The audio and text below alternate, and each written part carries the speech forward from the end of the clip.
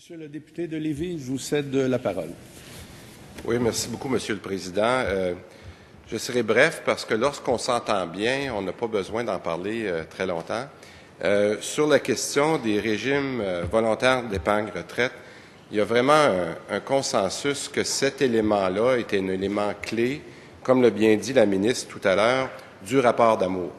Et vous savez que j'ai dit malheureusement que certains aspects du rapport d'Amour qui ont été, je veux faire attention à ma terminologie, mais je dirais tablettés, je pense que c'est correct de le dire comme ça. Dans le cas des régimes volontaires d'épargne retraite, il y a effectivement, non seulement c'est une composante importante du rapport d'Amour, mais nous le savons bien qu'on parle ici de 2 millions de travailleurs au Québec et de citoyens qui n'ont pas de régime de retraite et d'avoir accès rapidement et au cours des prochains mois à cette pierre-là ou à cet élément de structure que c'est la fameuse maison que décrit les experts du rapport d'Amour. Alors, on ne peut qu'être d'accord à supporter cette initiative-là, qui avait été d'ailleurs commencée par le gouvernement précédent. Il y a eu des consultations. Je pense qu'on s'est entendu rapidement sur des principes. Madame la ministre l'a dit tout à l'heure, puis je veux vous le faire remarquer.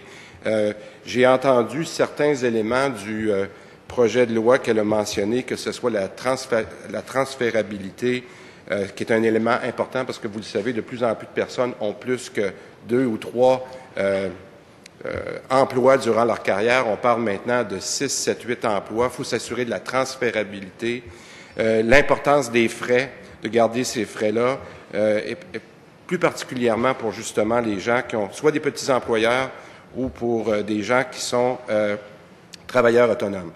J'aimerais dire que j'ai été impressionné durant la commission, à savoir aussi que tous les intervenants sont prêts à agir. On parle des sociétés financières qui sont venues nous présenter leur façon d'agir dans ce dossier-là et je sais qu'au moment où le projet de loi sera prêt, et j'espère qu'on sera capable d'avoir quelque chose qui pourra être mis en place d'ici la fin de l'année pour que la date effective soit disponible, c'est-à-dire au 1er janvier 2013. Alors, j'ai entendu certains commentaires de la ministre, par exemple, sur les montants par défaut. Je pense qu'on aura la chance.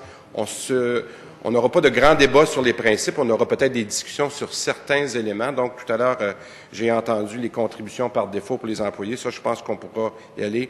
Mais les principes généraux, on ne peut qu'être d'accord et souscrire. Mais je reviens pour dire, et j'aurai peut-être la chance de le dire un petit peu plus tard aujourd'hui, on est tout à fait d'accord à pousser cet élément-là clé du rapport d'Amour et je vous dirais que j'espère qu'on aura la même diligence dans les autres éléments du rapport d'Amour, mais ça, on pourra en reparler un petit peu plus tard. Mais on ne peut qu'être d'accord et nous souscrivons toute notre bonne volonté du côté de la coalition pour faire avancer ce projet de loi-là le plus rapidement possible.